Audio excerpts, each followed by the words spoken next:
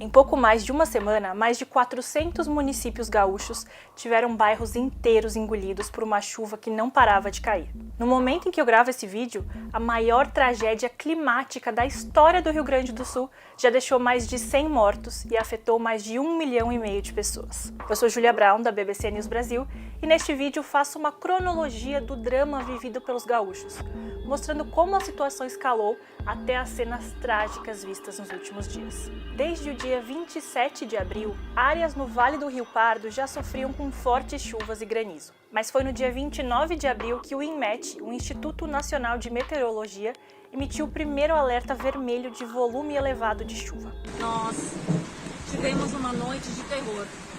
A partir das 2 horas, começou uma chuva intensa e não parou mais. Nesse mapa aqui, vemos as previsões de riscos hidrológicos do estado. Os riscos hidrológicos são os eventos extremos relacionados à água, nesse caso, chuva extrema, cheias e inundações. A mancha de risco elevado foi se expandindo e ficando cada vez mais vermelha ao longo dos dias, indicando a dimensão da tragédia que se anunciava. Bom, essas chuvas são resultado de uma combinação de fatores. A presença de uma corrente intensa de ventos, que deixa o clima instável, se juntou com uma onda de umidade que ficou retida sobre o Rio Grande do Sul. Ela foi impedida de avançar por conta de uma massa de ar quente estacionada no centro do país. E tudo isso foi potencializado pelo El Niño e também pelo aquecimento global, que torna os eventos climáticos mais frequentes e cada vez mais potentes. Um dia depois do primeiro alerta vermelho, foram registradas as primeiras 5 mortes da tragédia gaúcha, nas cidades de Paverama, Pantano Grande, Encantado e Santa Maria. Ali, a força da água foi tamanha que olha o estrago nessa ponte. 18 pessoas estavam desaparecidas naquele momento e 77 municípios estavam impactados pela água. A crise já alarmava o estado, como conta o repórter gaúcho Luiz Antônio Araújo, que participa da cobertura da BBC News Brasil. Já estava muito claro que o volume de chuva em Porto Alegre seria superior ao das grandes enchentes de setembro e de novembro do ano passado. No dia 1º de maio, o cenário piorou dramaticamente. Já eram 114 municípios e mais de 19 mil pessoas afetadas. O Rio Grande do Sul decretou estado de calamidade pública. Nesse dia também foram contabilizadas mais 5 mortes. Metade das vítimas fatais até então era de pessoas idosas. Entre as causas das mortes estavam descargas elétricas, afogamento e deslizamentos de terra, segundo a Defesa Civil. A partir do dia 2 de maio, o número de vítimas fatais disparou. 29 mortes registradas e com a mais profunda dor no coração, eu sei dizer que será ainda mais do que isso. Mais de 4.500 pessoas já estavam em abrigos em todo o estado. E a Defesa Civil advertiu que a barragem de 14 de julho, em Cotiporã, no centro-norte do estado, estava em processo de colapso. Famílias nas áreas de risco começaram a ser evacuadas. Eu vim aqui para ajudar o pessoal aí, para tirar o pessoal da enchente, né? Que tá brabo lá para baixo, né?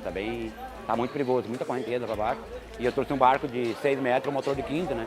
Aí temos tirando o pessoal aí agora. Na região metropolitana de Porto Alegre, a Defesa Civil alertou que o lago Guaíba estava prestes a transbordar de modo, entre aspas, significativo. Entre 1 e 2 de maio, a gigantesca quantidade de chuva fez com que 7 cidades do Rio Grande do Sul fossem ranqueadas entre as 10 que tiveram o maior índice pluviométrico do mundo, medido pelo Instituto Meteorológico OGIMET. No dia seguinte, já eram 265 municípios afetados, mais da metade do estado. O Guaíba ultrapassou a marca histórica de 1941 e alcançou o nível inédito de 4,77 metros. Isso causou inundações em diversos bairros da capital gaúcha, incluindo o centro histórico. A rodoviária e os centros de treinamento do Internacional e do Grêmio ficaram debaixo d'água. A Defesa Civil alertou para o rompimento parcial da barragem 14 de julho e advertiu que moradores de 7 municípios da região deveriam sair das áreas de risco e procurar abrigos. O órgão também colocou o rio Taquari,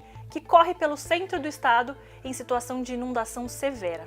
Com tudo isso, as mortes chegaram a 39. 68 pessoas estavam desaparecidas. No dia 4 de maio, o número de mortos chegou a 55 e ultrapassou o da tragédia ambiental que abalou o Rio Grande do Sul 8 meses atrás. Além dos danos a casas e prédios, a infraestrutura pública também havia sido atingida. Já eram mais de 400 mil pontos sem energia elétrica e pelo menos 186 municípios sem sinal de internet e telefone. Mais de 1 milhão de casas gaúchas estavam sem abastecimento de água potável.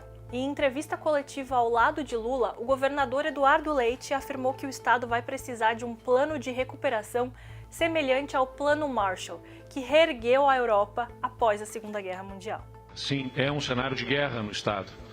E como cenário de guerra, vai ter que ter o tratamento também do pós-guerra. O governo estadual restabeleceu o canal de doações por Pix SOS Rio Grande do Sul e criou contas para doações internacionais. Em paralelo, centenas de ONGs e grupos espontâneos criados por brasileiros em todo o país faziam arrecadações em dinheiro, mantimentos e outros itens de primeira necessidade para doar.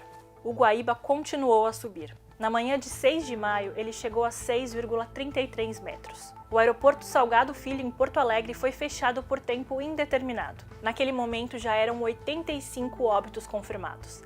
E 385 dos 497 municípios do estado já tinham sido atingidos de alguma forma. Em 7 de maio, o número de desabrigados chegou a quase 160 mil. A intensidade da chuva começou a diminuir, mas o nível dos principais rios continuava elevado e muitas cidades permaneciam com bairros inteiros debaixo d'água. Por isso, o número de pessoas obrigadas a deixar suas casas não parava de crescer. Está sendo assim muito triste ver as pessoas desoladas, sem saber para onde ir, né?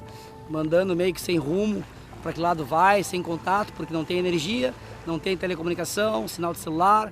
Então fica difícil o contato com as famílias para saber para onde vai, para deixar de ir. No dia 8, o nível do Guaíba estava em processo de descida, mas uma nova frente fria chegou ao estado, derrubou as temperaturas e causou mais chuvas e ventos fortes, além de riscos de raios e trovoadas. 5 barragens estavam sob risco iminente de ruptura no estado, e muitos gaúchos continuavam em situação dramática.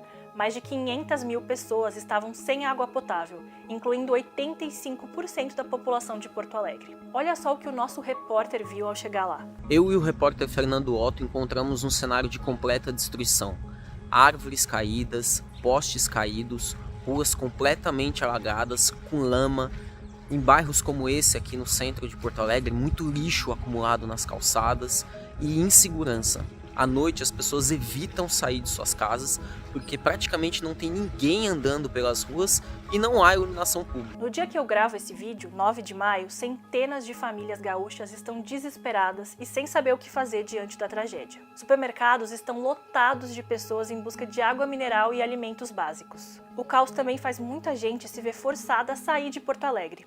Veja o relato do repórter gaúcho Luiz Antônio Araújo. No dia 4 pela manhã, a caixa d'água do condomínio deixou de receber água da rede pública. Nós decidimos ficar em casa enquanto houvesse luz e água da caixa. E no dia 7 pela manhã, houve uma interrupção total do fornecimento de água e instabilidade da luz. Nós decidimos então vir para o litoral, onde estamos, em Torres, a 150 quilômetros de Porto Alegre, para poder continuar trabalhando. Ao mesmo tempo, voluntários têm feito a diferença, ajudando a resgatar e abrigar vítimas e a arrecadar e distribuir mantimentos. Os próximos dias serão importantíssimos para determinar o nível dos estragos e o futuro dos moradores. As chuvas vai dar uma trégua a partir do dia 14. Dia 16, dia 17, as temperaturas vão chegar a patamares muito baixos, né? E vai chegar a temperatura abaixo de 0 grau, lá na Serra Gaúcha, lá onde ocorreu todos aqueles desastres todos, sabe? 16, 17, as temperaturas abaixo de 0 grau na região.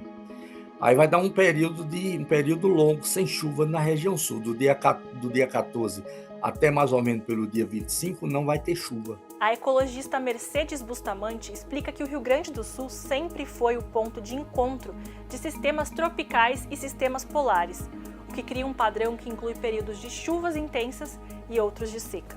E a tendência é que essa alternância se repita com cada vez mais intensidade. O secretário-geral da ONU, eu falo muito, ele tem uma imagem que é importante a gente sempre lembrar. A mudança climática é uma amplificadora de crises, né? Então, tudo aquilo que já podia acontecer, ela vai tornar mais drástico. Então, esses eventos meteorológicos, né, regionais ou localizados, eles vão tender a se acentuar.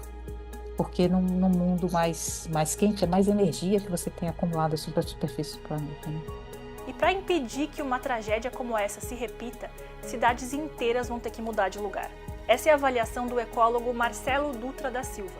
Ele afirmou à nossa reportagem, entre aspas, é preciso afastar as infraestruturas urbanas desses ambientes de maior risco, que são as áreas mais baixas, planas e úmidas, as áreas de encostas, as margens de rios e as cidades que estão dentro de vales. Com isso eu fico por aqui, mas a gente continua acompanhando de perto essa crise. Siga nossa cobertura em bbcbrasil.com, no YouTube, nas redes sociais e no nosso canal de WhatsApp. Obrigada!